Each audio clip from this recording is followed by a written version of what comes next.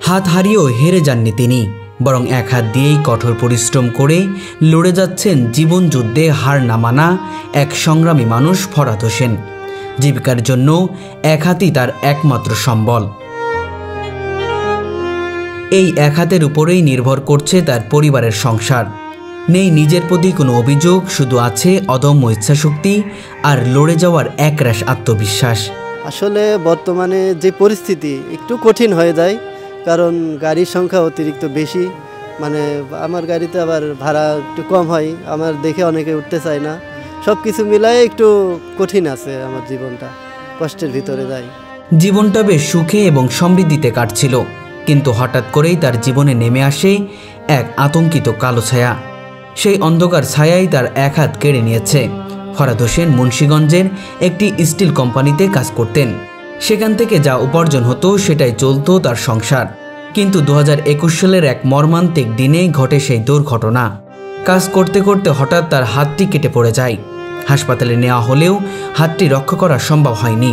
না, আমার বাবা নেই। বাবা মারা গেছে আমার অ্যাক্সিডেন্টের 20 দিন আগে। বাবা মারা যাওয়ার শোকটা ছিল, তারপরেই অ্যাক্সিডেন্ট। মালিকপক্ষ প্রথমে আশ্বাস দিলেও পরবর্তীতে তার চাকরি থেকে অব্যাহতি দেওয়া হয়। দিশেহারা ফরহাদ সেই এক হাত নিয়েই ফিরে আসে কুষ্টিয়ার গ্রামের বাড়িতে। যেন আকাশ ভেঙে পড়েছে তার মাথার উপর। কেউ কেউ ভাবতে শুরু করে হয়তো এখানেই শেষ তার জীবন। এক হাত দিয়ে কি করা সম্ভব, এই প্রশ্নের মুখোমুখি হয়েছিলেন তিনি। আসলে ফরহাদ ভাই আছে আমাদের গ্রামের একজন বড় ভাই। আসলে অনেক আগে থেকে দেখতেছি, কিন্তু অনেক আগে তিনি সুস্থ ছিলেন, তার 2 হাতে ছিল। কিন্তু পরবর্তীতে শুনছি তিনি ঢাকাতে একটা চাকরি করা অবস্থায় তার হচ্ছে মেশিনে তার হাতটা কেটে যায়। কিন্তু তারপরে আমরা ভাবলাম যে আসলে উনি আসছে কী করে তার জীবনটা চালাইবে, কারণ ওনার ফ্যামিলিতে ওনার স্ত্রী আছে, মা আছে।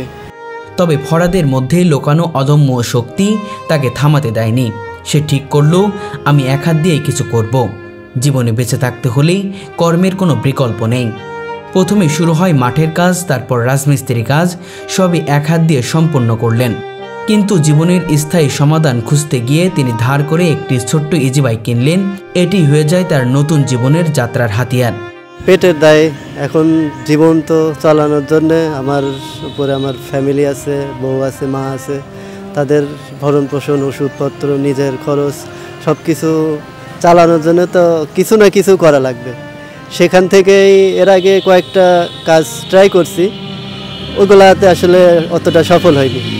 শেষ পর্যন্ত এটাতে একটা সাহস আসলো, কয়েকজনের দেখছি যে এভাবে গাড়ি চালাইতে, তখন নিজের কাছে একটা সাহস বলো, ওরা যদি পারে আমি কেন পারবো না। সেইখান থেকেই আমি এই সিদ্ধান্তটা নিছি গাড়ি চালানোর। প্রথম দিকে সবাই তাকে অবাক চোখে দেখত। এক হাত দিয়ে আবার ইজি বাইক চালানো যায়, এমন প্রশ্নই শুনতে হতো। তবে ফরহাদ হোসেনের দৃঢ় সংকল্প ছিল, সে পারবে, সে কখনোই হেরে যাবে না। সবাই তো চেনে না আমাকে, যারা চেনে তারা, যারা বুঝে যে না ছেলেটা পারে গাড়ি চালাইতে, তারা ওঠে। আর যারা চিনে না, যারা দেখে যে হাত নেই, তখন অনেকে ভয় পায়, ভয়ে গাড়িতে উঠতে চায় না, যার কারণে অন্যদের থেকে আমার ইনকামটা কম হয়। আল্লাহর অশেষ রহমতে তিনি অন্যদের চেয়ে অনেক ভালো চালাতে সক্ষম হলেন। ফরহাদ ভাইয়ের গাড়িতে এখন উঠি, আগে ভয় করতো, ধরেন যে এক হাত নাই তার, এখন ধরেন যে সে অনেক ভালো চালায়। আগের চাইতে না, প্রথম ভয় করতো, এখন ভয় করে না। প্রথম সময় অনেকে ভয় পেত, কেউ গাড়িতে উঠতো না। কিন্তু যারা একবার গাড়িতে উঠেছেন তারা বারবার ফোন করে তাকে দেখে নেন। তার দক্ষ চালানো, সুন্দর আচরণ ও আন্তরিকতা সবাইকে মুগ্ধ করে। আসলে এক হাত দিয়ে তো সম্ভব হয় না, তারপরেও চেষ্টা করছি চালানোর। আল্লাহর রহমতে এখন পর্যন্ত কোনো দুর্ঘটনা ঘটেনি। প্রথম তো অনেক যাত্রীরা উঠতে ভয় পাইতো যে এক হাতে পারবে কি না। তারপরে এখন অনেকজনই বুঝতে পারছে যে না, ছেলেটা পারবে। এখন আমার এলাকাতে বাড়ির পাশের লোকজন সবাই কল করে আমাকে, সমস্যা হয় না। হ্যাঁ, আস্থা অর্জন করছি। কিন্তু বাইরের লোকজন যারা জানে না তাদের একটু সমস্যা হয়। ফরহাদের সবচেয়ে বিস্ময়কর গুণ হলো তার ন্যায়পরায়ণতা এবং সততা। উনি খুব ভালো লোক আর ভালোভাবে গাড়ি চালায়। সবাইকে বলি যে তার গাড়িতে ওঠার জন্য। সব মিলিয়ে উনি একজন ভদ্র অমায়িক লোক। তিনি সবসময় সত্যের পথে চলেন। উপার্জন হয়তো অন্য ইজিবাইক চালকদের মতো বেশি নয়, কিন্তু যা উপার্জন করেন তা কিছু অংশ তিনি মানবতার কল্যাণে ব্যয় করেন। মানুষ হিসেবে আমারও একটা দায়িত্ব আছে এই পৃথিবীতে। আল্লাহ যেহেতু আমাকে খলিফা হিসেবে পৃথিবীতে পাঠিয়েছে, সেহেতু আমার একটা দায়িত্ব আছে। তাই মানবতার কল্যাণে আমি আমার এই উপার্জিত অর্থ থেকে কিছু ব্যয় করি এবং মানুষকে শান্তির পথে আহ্বান করার চেষ্টা করি। ফরহাদের জীবন আজ আরও হৃদয় বিদারক হয়েছে তার স্ত্রীর সঙ্গে। তার স্ত্রী কখনো কোনো অভিযোগ করেন না, সবসময় স্বামীকে ভাত খাওয়াই দেওয়া থেকে শুরু করে যাবতীয় কাজে সহযোগিতা করেন। তারা একে অপরের সুখ দুঃখ ভাগাভাগি করে কাটান। আমার স্ত্রীর আমার এই হাত সম্পর্কে কোনো অভিযোগ নাই।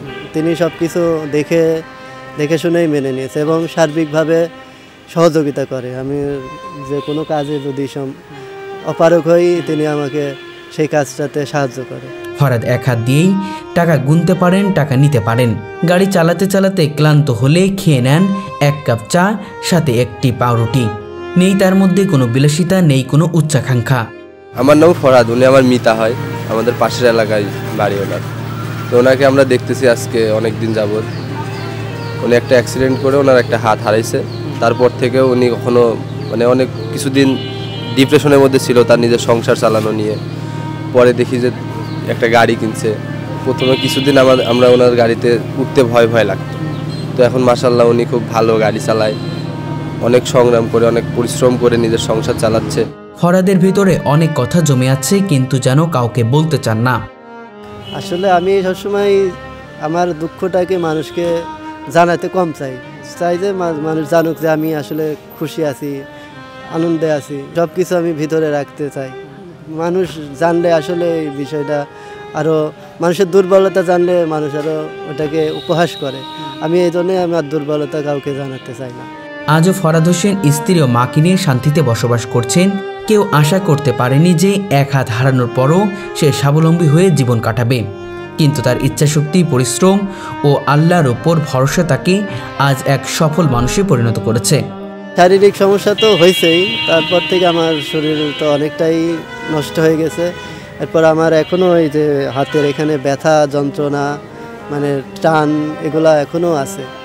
এই যে 4 বছর হয়ে গেছে, তারপরেও ব্যথা কমে নেই। এখন মাঝে মাঝে তো খুবই কষ্ট হয়, গাড়ি চালানো একটু কঠিন, তারপরেও ওই যে বললাম পেটের দায় করতে হচ্ছে।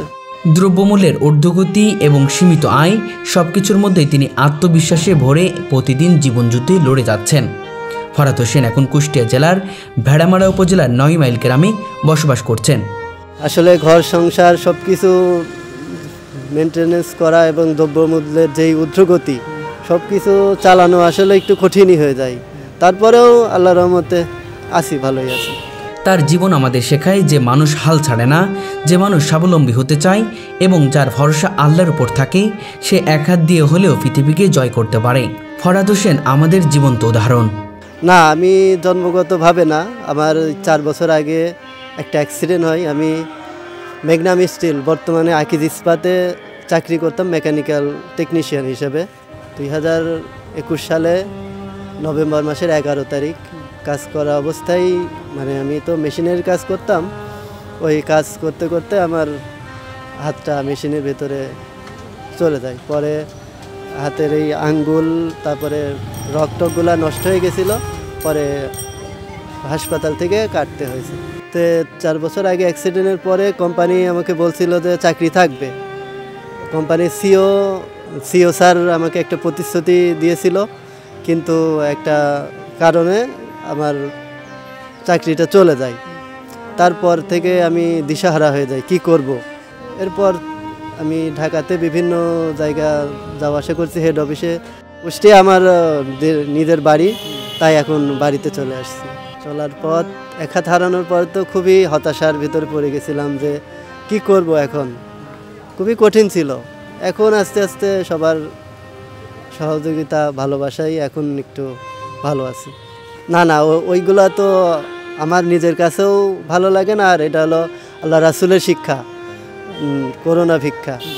এজন্যে ওই পথগুলা আমার কখনোই ভালো লাগেনি এবং পারিবারিকভাবেও ওগুলা কখনো শিক্ষা দেয়া হয়নি। হ্যাঁ, নিজে উপার্জন করে হালাল পথে চলাটাই চেষ্টা করি। না, এটা আল্লাহর উপরে কোনো অভিযোগ নেই, কারণ তিনি যা করে ভালোর জন্যই করে। হয়তো এর ভিতরে আমার কোনো মঙ্গল ছিল, এজন্য এটা করছে। আমি সকালে বাসা থেকে খেয়ে বের হই, এরপরে আবার দুপুরে খাবার জন্য বাড়িতে আসি। এরপরে দুপুরে খাওয়ার পরে আবার বিকালে বের হই গাড়ি নিয়ে। জীবনের মান তো অনেকটাই কমছে। আমার আগের জীবন আর এখনের জীবন আকাশ পাতাল তফাৎ হয়ে গেছে। কারণ আগে তো বেশ ভালো টাকা স্যালারি পেতাম, কিন্তু এখন আমার 10-12 হাজার টাকা ইনকাম করতেই অনেক কঠিন হয়ে যায়। আমি প্রতিদিন 10 থেকে 12 ঘন্টা কাজ করতে হয়। না, বাড়িতে আমার তেমন কোনো জায়গা জমি নাই, শুধু আমার এই গাড়ির উপরেই নির্ভর। কারণ আগের স্মৃতি আর এখনকার দিকে যখন তাকাই আসলে অনেক কষ্ট লাগে। পরিবার সংসার নিয়ে যদি বলেন, সব মিলায়ে ভালো আছি আলহামদুলিল্লাহ। হ্যাঁ, সুখ আছে, শান্তি আছে, ভালো আছে। হ্যাঁ, উনি আসলে আমার অ্যাক্সিডেন্টের পরেই আমি বিবাহ করছি। উনি সব কিছু দেখেই আমাকে বিয়ে করছে। না, কোনো অভিযোগ, কোনো ক্ষোভ নাই, সব কিছু দেখেই উনি মেনে নিছে। খাওয়া দাওয়া আসলে আমি যখন বাড়িতে থাকি, আমার স্ত্রী আছে, আম্মা আছে, তারাই এই ব্যাপারটা হেল্প করে। না, তারা কখনো বিরক্ত হয় না, এবং আমি যাতে কষ্ট না পাই সেজন্যে তারা খাওয়াই দেয়। যখন হাতটা চলে যায় অ্যাক্সিডেন্টের সময়, তো আম্মা আসলে কুষ্টিয়াতে ছিল। উনি অসুস্থ হয়ে গেছিল, কুষ্টিয়াতে প্রায় 1 সপ্তাহ ভর্তি ছিল মেডিকেলে। মানে উনি 1 সপ্তাহ পরে আমার কাছে যাইতে পারছে। বাবা মারা যাওয়ার যে শোক বা কষ্ট, সেটা কি ইফেক্ট পড়ছে এমন কিছু? আসলে যদি বলি, কিছুটা তো পড়ছেই, একবারে 100% না বলা যাবে না। আসলে গতির সাথে পেরে উঠি না, সত্য কথা। কারণ জীবন জীবিকা চালাইতে এখন বেশ অনেক খরচ, আর আমার এই ইনকাম দিয়ে একটু কঠিন হয়ে যায়। শারীরিক অবস্থা আগের থেকে অনেকটাই খারাপ হয়েছে, কারণ এই যে একটা অ্যাক্সিডেন্ট, তারপরে 2 বার অপারেশন করতে হয়েছে, সব কিছু মিলায়ে শরীর অনেকটাই নষ্ট হয়ে গেছে। দিন শেষে আমি যে টাকা ইনকাম করি, এই যে হালাল পথে, এটা দিয়ে আমি সুখী। যা ইনকাম করছি তা দিয়েই সুখী আছি।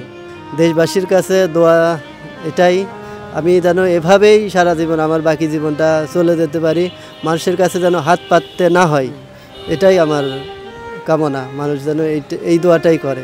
সব কিছু মিলাই আলহামদুলিল্লাহ ভালো আছি। প্রথমে ভেবেছিলাম তিনি হয়তো বা তার এক হাত দিয়ে গাড়ি চালাতে পারবে না, কিন্তু আসলেই তিনি, বাস্তবতা হচ্ছে তিনি আসলে অনেক ভালো গাড়ি চালায়।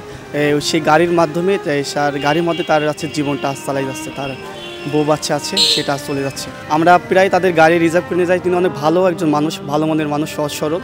আর তিনি তার এক হাত দিয়েই তার জীবনটা আলহামদুলিল্লাহ ভালোভাবে কেটে যাচ্ছে। তা আমরা সবসময় তাদের জন্য দোয়া করবো, যেন সে হচ্ছে তার জীবনটা আরও সুন্দরভাবে চালাই যেতে পারে। আসলে ওনাকে দেখে আমাদের একটা ভিতরে ইয়াং জেনারেশন যেগুলো আছে, যে আমরা অনেকে আছি না, কর্মর দিক দিয়ে পিছিয়ে থাকি, যে কোনো কাজকে ছোট মনে করি। ওনার মতো একজন, মানে একটা হাত নাই, তারপরেও তিনি যে কর্মটা করে খাচ্ছেন, এটা দেখে আসলে আমাদের একটা অনুভূতি ভিতর থেকে হয়। তারপরে আমরা মাঝে মধ্যে যখন দেখা হয়, ওনার সাথে কথা বলি। আমাদের পাশের এলাকার পরিচিত ভাই, দেখতে তো কষ্ট লাগেই। মনে করেন যে একটা হাত নাই, তারপরেও তার জীবনের যে সংসারের একটা সংগ্রাম কিন্তু তার থেমে নাই। তো ওনার থেকে আমরা অনেক অনুপ্রেরণা পাই। ওনার জন্য আমরা দোয়া করি, উনি যেন আরও এগিয়ে যেতে পারে। উনি অনেক ভদ্র মানুষ, ওর জীবন জীবিকার জন্য এই কাজ করছে। আসলে আগে উঠতে অনেক ভয় করতো, কিন্তু এখন আর অতটা ভয় করে না, কারণ উনি সে অনেক পরিশ্রমী। ফরহাদ ভাইয়ের আমার এলাকায় বাড়ি, খুব ভালো গাড়ি চালায়, অনেক অমায়িক একজন লোকও ভালো। আমরা তাদের গাড়িতে উঠি।